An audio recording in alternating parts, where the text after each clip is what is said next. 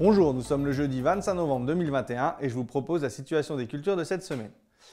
Au niveau des colzas, avec les températures plus fraîches depuis à peu près une semaine, on commence à voir les colzas qui marquent franchement l'arrêt de végétation.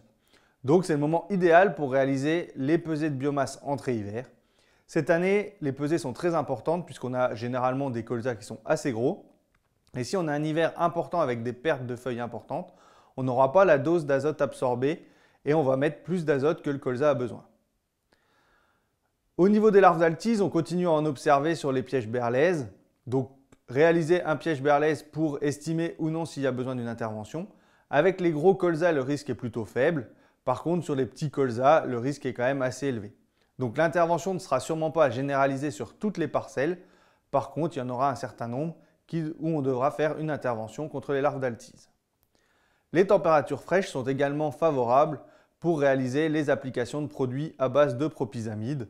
Donc profitez-en cette semaine où on a des conditions qui sont quand même plutôt sèches et on arrive à passer, puisqu'au vu des conditions annoncées pour le week-end et début de semaine prochaine, on aura sûrement des difficultés à passer.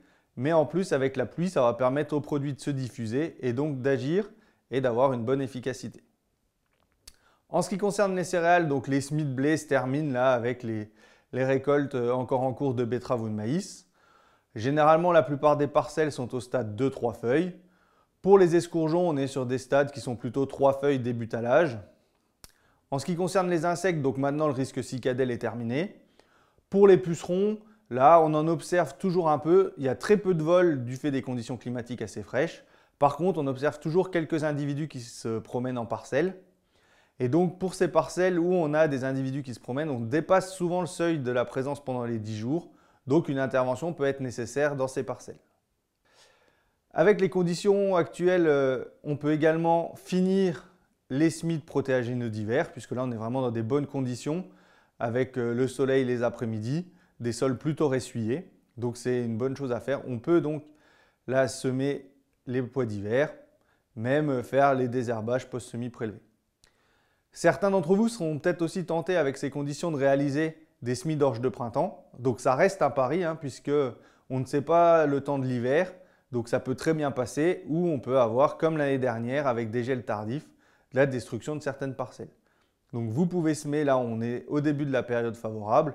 Par contre, c'est toujours un pari. En ce qui concerne la profondeur de semis, donc on va semer quand même un peu plus creux qu'une orge de printemps classique pour éviter le risque de gel, donc 2-3 cm, avec des densités de semis compris entre 400 et 450 g/m². Je vous souhaite une bonne semaine, à la semaine prochaine.